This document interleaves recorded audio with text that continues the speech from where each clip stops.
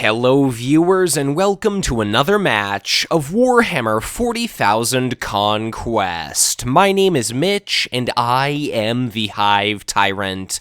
Today we've another game filmed and sent in by Christopher Dale Bates from the Fantasy Flight Games Event Center. On the right we have Josh Bergstrom playing as Commander Shadowsun, while to the left we see Taylor Parolini instead playing as Broderick Worr. Shadowsun begins today's game holding our initiative token, and her first deploy action is going to be laying down a copy of the one-cost signature support Communications Relay. Whenever one of Shadowsun's units happens to be the target of an enemy card effect, provided that it has one or more attachments upon it, you can simply exhaust that support to cancel that ability in its entirety. But Broderick lays down a copy of the Iron Guard Recruits to planet number 3, and for the cost of 2, that unit has 2 command icons, a modified attack value of 2, as well as 2 hit points. Broderick confers a global bonus of +1 attack to any friendly AM unit sitting upon a green strongpoint type icon possessing planet, and further, those same units cannot retreat and neither can they be routed. Note that planet number 1, rather obscured at the moment by glare, is going to be Farron, the route, a target non-warlord unit planet, and planet number 2, also obscured by glare, is going to be Taurus, the planet which rewards you should you win a battle at it and control fewer units than does your opponent, with your choice of 3 cards or 3 resources. But at planet number 1, looks like Shadowsun tosses out a rather formidable combat unit. It's going to be the ubiquitous Borkon Recruits. So for the cost of 2, they've got a command icon, 2 attack, 2 hit points. They're a soldier, and whenever a warlord is present at their same planet, they get a temporary +2 attack value bonus, and being able to throw out a swing of 4 with a 2-cost unit is definitely efficiency and value indeed. But for Broderick, at planet number 4, another green planet, we've got a copy of Sanctioned Psyker. It's going to be a 2-cost, 2-command icon, modified 1/4 Psyker trait unit, and both of our players are rather quickly running out of resources. So planet number 1 has a red material type icon, as does planet number 2. Therefore, we could see a victory condition at planet number 5 through red icons, or I guess the earliest possible point either player could win this game is if they sweep planets 2, 3, and 4, and that could allow War to potentially win through his favored green icons. Note that Shadowsun has now passed. At planet number 2, we've got a conventionally played copy of Shadowsun Stealth Cadre. It's going to be a 2-cost, 2/2 with a command icon. You do also have the opportunity to play out that unit as an attachment, but it looks like that is not exactly the case, and our AM player has taken that opportunity upon his opponent passing during deploy to just fill the board with units. At planet number 2, he's got a copy of Sakalem Shrine Guard. It's going to be a 1-cost, 1-command icon, modified 3 attack, 2 hit point unit, considering its printed card ability, as well as the Broderick Worr conferred beneficial ability because it's sitting at a green planet, so that is just a hell of an efficient unit indeed. And then also at planet number 2, attacking for 2, we've got a 1-cost, 1-command icon, Rattling Deadeye, with just 1 hit point, but it's also got the ranged keyword, and that means that at a planet where, albeit Broderick is naturally going to possess initiative, he might well be able to kill off that Shadowsun Stealth Cadre really prior to his opponent being able to do anything with it. Both of our players are currently deciding where exactly they want to send their respective warlords. Planet number 1 is probably reasonably safe for Broderick to allow that to kind of disappear into the ether, but we could see Broderick Worr show up at planet number 1 just to try and kill off that copy of Borkon Recruits, but if he does, that would be one hell of a ballsy move. He did pick up a copy of the Commissarial Bolt Pistol, so he's currently sitting at a modified attack value of 3, but even a single 2-value shield icon could result in a tremendous amount of damage being dealt out to Broderick, and considering we don't see the healing planet Iridial anywhere on the tabletop, maybe it's just best that you let that planet disappear into the void, and it looks like that is indeed going to be the case.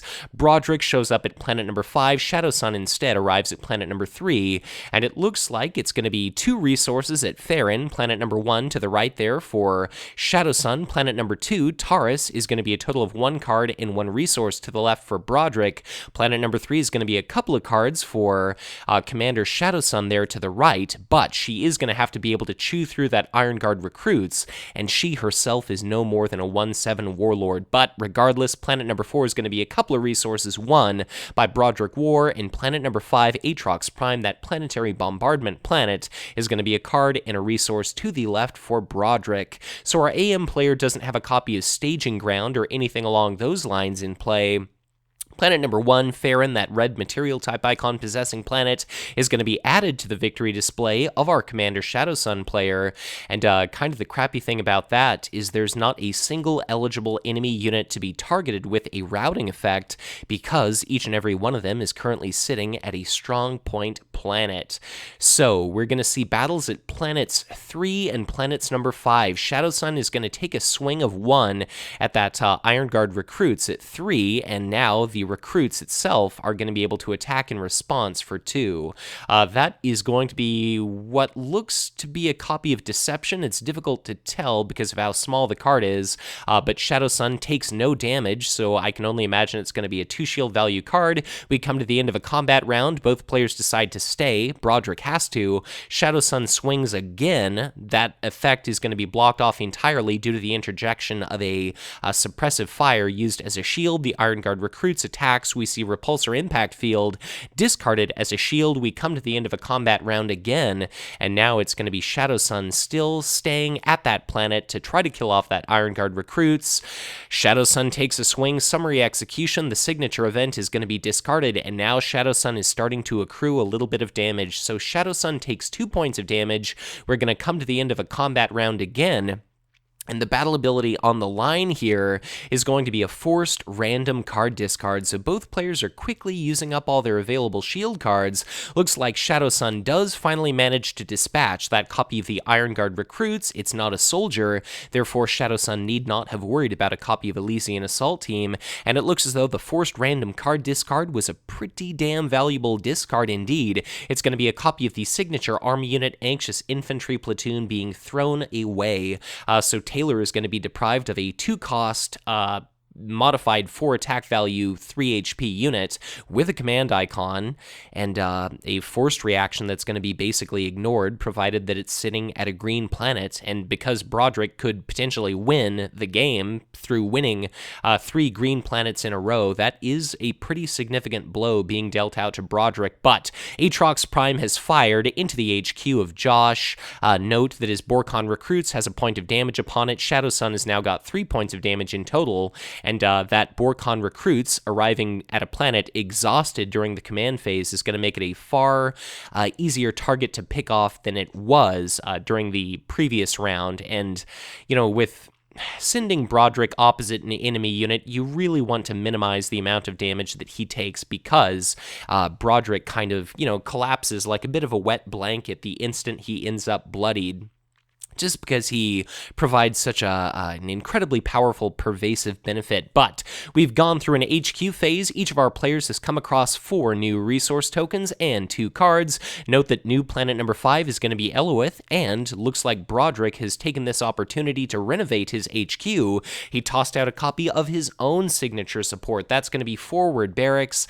That means that at the end of a combat round, for the cost of a, low 2 resources to put that into play, provided you've got an AM faction unit at whatever planet, you generate a Guardsman token, which is a 1/2 soldier trait token, and if it's sitting at a green planet, it's going to be able to attack for 2.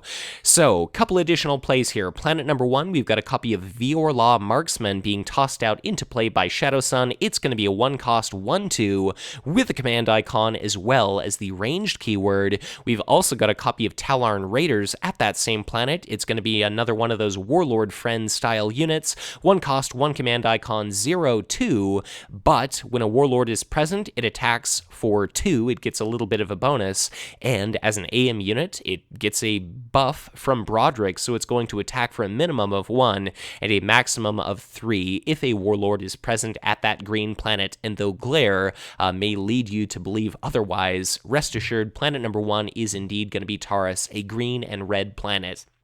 Planet number 2, we see another copy of a conventionally played Shadowsun stealth cadre, and planet number 2 also sees the presence of an anxious infantry platoon. So like I said before, it's going to be a 2-cost 4/3 with a command icon with a forced reaction where normally you have to pay to keep it in combat at the end of a combat round, but because of Broderick's ability, you basically get to ignore it, and therefore it is fantastic. Note that at planet number 1, we've got a Viorla marksman with a copy of gun drones, so that is an army unit which for the cost of 2 can be played as an attachment, and it confers area effect 2 upon the attached unit. So the initiative is currently in the possession of Broderick. He's got that Rattling Deadeye at planet 1, which can attack for 2, but even a single shield card thrown out by Shadowsun means that Viorla marksman is going to be able to survive, and then as a ranged combat turn, it itself can deliver an area effect 2 volley and potentially clear that planet of AM units. So let us see here. Looks like we've got Shadowsun, which has arrived at planet number 5, and Broderick has also arrived to planet number 5. Note that a copy of Repulsor Impact Field is going to be affixed to that copy of Borkon Recruits, but it has to be able to take damage in order to trigger that attachment's effect of dealing 2 points of damage to any unit which attacks the attached unit, and considering the Borkon Recruits only has 1 hit point remaining, I suppose apart from conferring like Warp Storm immunity, that is one hell of a useless attachment. But planet number 1 is going to be a card and a resource to the left for Taylor, and now we're going to see that Rattling Deadeye take a shot at the Viorla marksman. Planet number 2, neither player is going to end up winning command. Looks like that's going to be a single point of damage dealt to the Viorla marksman thanks to the, was that a discard of a squadron redeployment? I'm not exactly sure looking at that discard pile, but I imagine it would have to be, and that's going to be a copy of the Emperor's Warrant. So that is going to be, you pick, well, I guess, first of all, you play it for 2 resources. You pick a single army unit, provided there's no enemy warlord present at that planet. You exhaust it, and then it deals damage equal to its total modified attack value to another unit. So that's going to be the Shadowsun Stealth Cadre exhausted. It's going to be that Viorla marksman killed prior to its ability to use that area effect 2 ability, and that is just one hell of a devastating effect. And now we've got 2 AM units left at that planet to begin to pick apart that Shadowsun Stealth Cadre. So, as we're in the process of that Sakhalem Shrine Guard swinging for 3 and presumably killing that Shadowsun Stealth Cadre, note that, like I said, planet number 2, neither player won the command struggle associated with that planet. Planet number 3 was a couple of resources to the left for Taylor, and planet number 5 resulted in no net gain of resources or cards for either player. That was a bit of a tied command struggle, so Taurus is going to be successfully defended by Broderick Worr. His unit count was quite clearly higher, so he's going to win that planet. He's going to add a green and a red icon to his victory display, and now kind of the crappy thing about that is, well, not that that's crappy, but the crappy thing about the Sakhalem Shrine Guard dealing that killing blow is because that Tallarn Raiders was present at that planet, we did not actually see a combat round come to an end, and therefore forward barracks did not generate 1 guardsman token, so that Tallarn Raiders was a bit of an unfortunate presence at that planet, and now Broderick with initiative is going to have the opportunity to take a swing for 3 thanks to his commissarial bolt pistol, and he manages to kill that copy of the Borkon Recruits, and of course because they have to survive taking damage in order to trigger Repulsor Impact Field, that attachment does a whole hell of a lot of nothing. We come to the end of a combat round that's going to be forward barracks generating a guardsman token.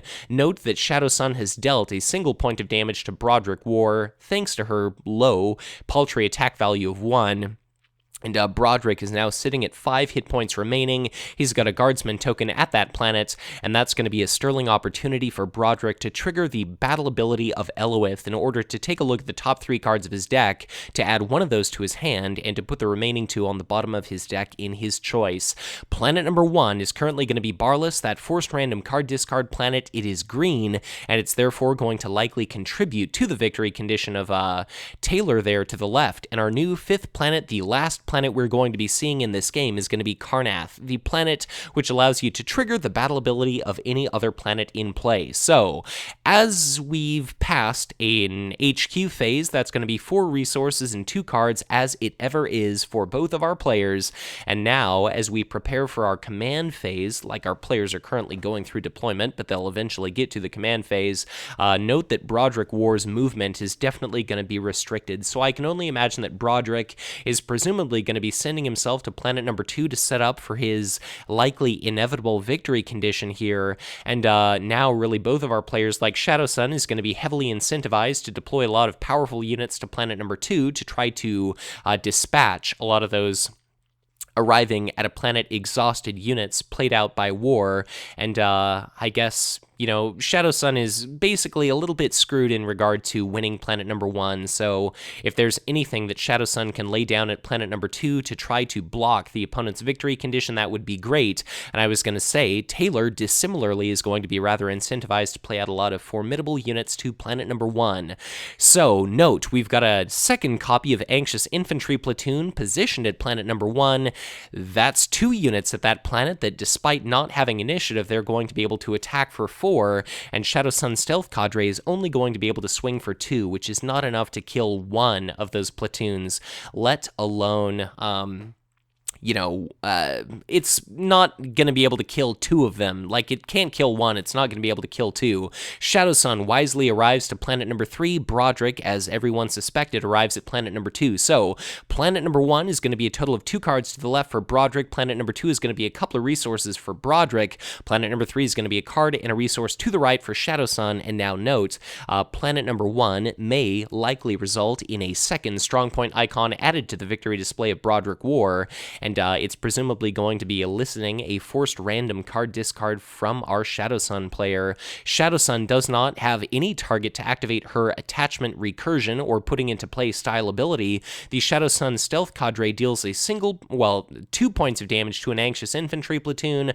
Boundless is going to be captured. That's going to be a forced random card discard resulting in squadron redeployment, the signature event of Shadowsun being thrown away. And I suppose even if Shadowsun would have heavily fortified the first planet, considering we've got a copy of the 0-cost limited keyword troop transport support in Broderick's HQ, that's just an amazing card which allows you to destroy it to put a guardsman token into play at a planet, and if it's a green planet, you put 2 guardsman tokens into play, and if it's a green planet, they're not going to be 1/2 soldier trait tokens, but they're going to be 2/2 soldier trait tokens, which is just incredible. So, Broderick is going to win his battle at planet number 2 by default. That's going to be +1 resource to the left for Broderick. That's going to be -1 resource for Shadowsun. We see a copy of Suppressive Fire being discarded as a shield in order to deflect the point of damage that would have been assigned to the Rattling Deadeye, because Aatrox Prime, where Shadowsun won a battle uncontested, that resulted in 1 point of damage to each unit currently positioned at our now planet number 1. And I find it interesting that we did not see Troop Transport put a Guardsman token into play at planet number 2, just because Shadowsun could have only attacked for 1, could have dealt a point of damage to that Guardsman token, but then at the end of a combat round, it could have attacked for 1, Shadowsun would have taken a bit of damage, and then, thanks to Forward Barracks, it would have created an unwinnable attrition scenario, and then Shadowsun would not have had the opportunity to trigger Aatrox Prime to deal damage to all those AM units positioned at planet number 1. So definitely an interesting choice that Taylor wanted to preserve that copy of Troop Transport for planet number 1, but I suppose his justification must have been that he'd probably much more want to grind out an attrition victory at planet number 1 with the 2 tokens afforded by that Troop Transport, as opposed to winning Aatrox Prime when it may not actually be necessary to do so. So we're likely going to be entering our last round of the game here. Note that we've got a copy of Rattling Deadeye positioned at planet number 1. Well, we've got a second copy is what I mean to say, so they're both going to be able to attack for 2 during the ranged skirmish round. We've got a copy of Earthcast Technician deployed to planet number 1. It's a 1-cost 1/1 with a command icon, and when you play it, you look at the top 6 cards of your deck, you find a drone trait card or an attachment to be put into play, and then you basically add that to your hand after revealing it to your opponent. At planet number 1, it looks like this is likely too little too late, unless it sees augmentation thanks to a gun drones or some sort of similar effect. We've got a copy of an alternate art Fire Warrior Elite at planet number 1, which for the cost of 3 is going to be a 1/5, and whenever your opponent would declare one of your other units as defender, you can kind of redeclare the Fire Warrior Elite itself as the recipient of that effect. At planet number 1, our AM player has got a whole hell of a lot of units. Broderick is likely going to be sending himself to planet number 1 to drop off both of those anxious infantry platoons, and presuming he's going to be able to survive unbloodied until the end of the first combat round, I can only imagine that he's going to use that free opportunity to retreat without the need to expend a combat turn.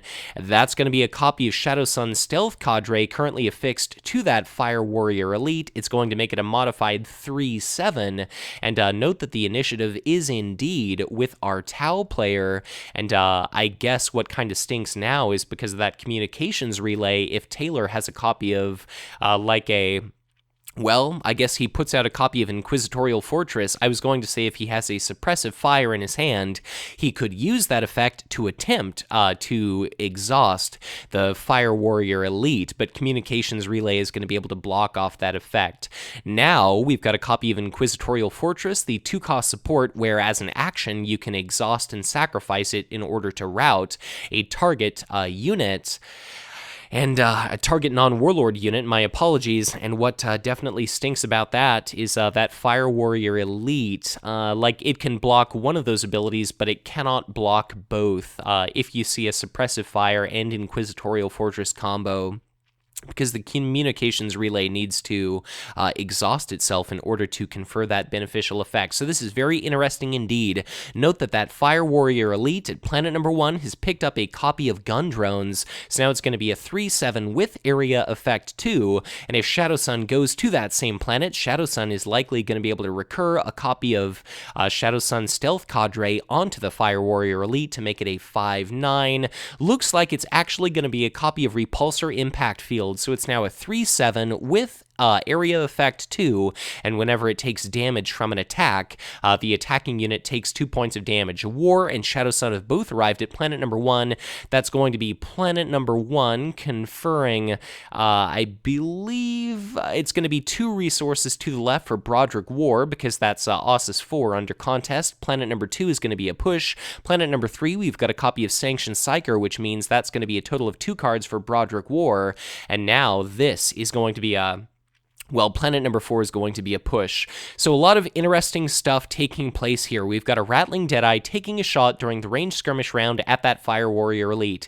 It's going to attack for a total of 2. We see a Crushing Blow discarded as a shield. The Repulsor Impact Field fires, and that's going to be a dead Rattling Deadeye. Note that each of these copies of Rattling Deadeye that die are going to trigger a point of damage from the Commissarial Bolt Pistol. So that's going to be 2 Rattling Deadeyes, but they each have the opportunity to attack for 2, and upon those army units leaving play, that's going to be damage dealt out by the Commissarial Bolt Pistol. So I'm not sure if Taylor has actually triggered that effect or not, but he's now lost 3 units, and that should be 3 outgoing points of damage dealt by the Bolt Pistol to an enemy army unit. I believe that Fire Warrior Elite is going to be in the process of resolving an area effect 2 attack. That's going to be a dead Tallarn Raiders. It's going to be it's going to be a wounded copy of Anxious Infantry Platoon and a presumably killed copy of Anxious Infantry Platoon, unless we saw a 2-value shield card,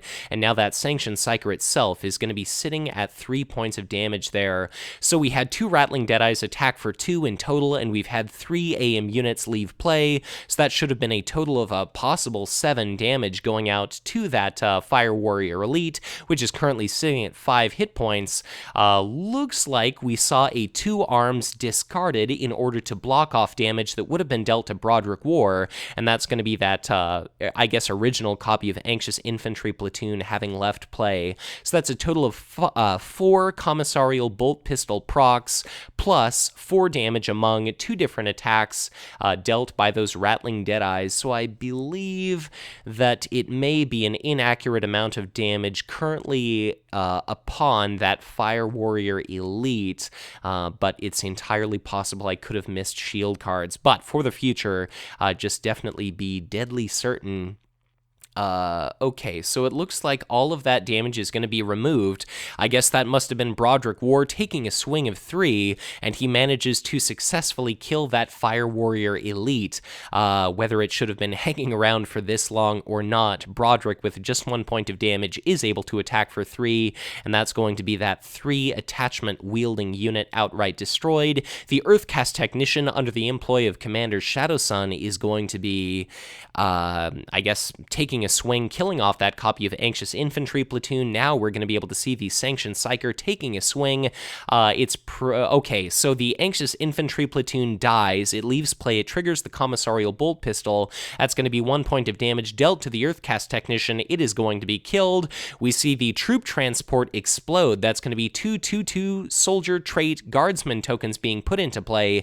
And now, between the Sanctioned Psyker and those 2 Guardsman tokens, that's going to be a total of 5 damage among 3 different attacks being dealt out to Commander Shadowsun. And note that we've still got that copy of Inquisitorial Fortress sitting there with no eligible targets, and that forward barracks is going to be a fantastic opportunity for Taylor to basically lock down his victory of this planet through, conquest victory through attrition here. So the instant that Commander Shadowsun is going to be bloodied, unless our Space Marine allied player there to the right has a copy of Eager Recruit, or a lot of copies of Eager Recruit, there's not really going to be anything that Shadowsun is going to be able to do about it. So Shadowsun herself killed that Sanctioned Psyker, but it's not going to be resulting in Commissarial Bolt Pistol being able to deal any damage to anything. A Guardsman token deals 2 points of damage to Shadowsun. We do see a copy of Eager Recruit hit the tabletop, and that is going to be a dead Guardsman token, or is it going to be a shielded Guardsman token? No, it's going to be a dead Guardsman token. We come to the end of a combat round. That's going to be another Guardsman token generated thanks to the forward barracks. And now what exactly are we going to see? Shadowsun has 2 hit points remaining. She's got initiative. Looks like the Eager Recruit decides to retreat, which is a rather strange choice. I guess that's going to be Broderick Worr taking a swing. I was going to say that is going to be a bloodied Commander Shadowsun, and that right there is going to be the GG, so there was absolutely nothing that Josh to the right could have done in the end to overcome Broderick Worr attacking for 3. That, forward barracks absolutely getting work done in grinding out an attrition win, and Broderick is just one hell of a warlord, and even if your opponent's able to use a lot of area effect against you, when you've got that Commissarial Bolt Pistol and you suddenly lose a lot of friendly units, only to allow you to deal out just a huge torrent of damage to present enemy army units, that's definitely not what I would exactly call a favorable exchange. So congratulations to Taylor for managing to win with Broderick Worr against Commander Shadowsun. It was definitely an uphill battle for our Space Marine allied Tau player, but it was a hell of a game. I hope you dear viewers enjoyed it half so much as I did, and as always, if you enjoyed this content, be sure to hit that like button and subscribe to this channel if you've not done so already, or if you are already subscribed, as ever, you're encouraged to share this content, because the more engagement these videos receive,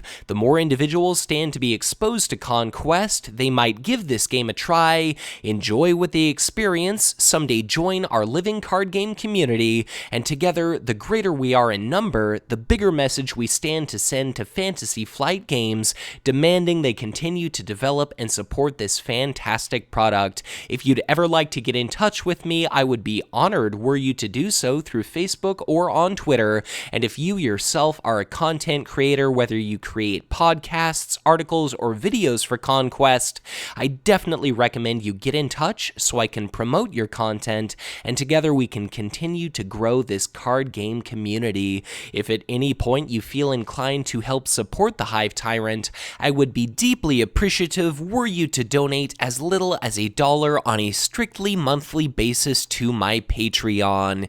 It all goes to help me recover some of my file hosting and operating expenses, and each additional invested dollar is just going to go back into this channel to further improve the audio and video quality of the content I produce. But as always, thank you so much for watching, and once again, be sure to check back in again soon for much more Conquest LCG content to come.